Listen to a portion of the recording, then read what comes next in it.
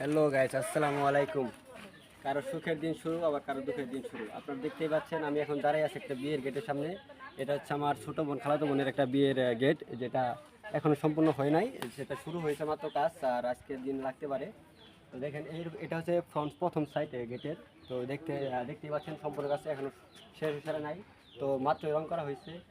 আর দেখেন এগুলা কিন্তু এই যে ফুল লাগানো হইতেছে, আমার চারপাশে ডেকোরেশন করা হইতেছে, কাজ করতেছে ওনারা।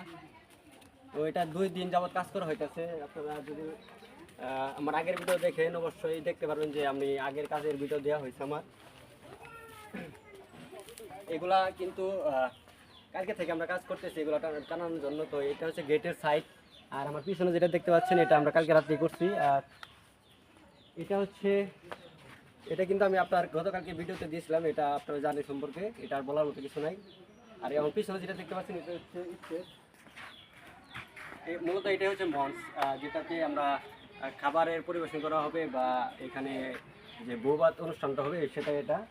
তো আমার পিছনে স্টেজ থেকে আসে এখন সম্পূর্ণ সারে নাই। তো আমি আপনাদের কিছু অংশ দেখাইতেছি যেটা আপনারা বুঝবেন। এই দেখেন, আপনারা দেখেন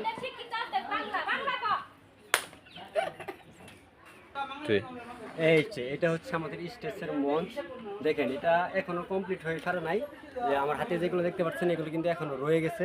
তো আমরা এখনো কাজ করতেছি। আর পিছনে ডেকোরেশনটা কেমন লাগতেছে এটা আপনারা বলবেন। এটা ভাই, যারা ব্যাচেলার আছেন, যারা এখন সিঙ্গেল লাইফ আছেন, তারা অবশ্যই কমেন্টে বলে যাবেন যে আপনাদের কেমন লাগতেছে।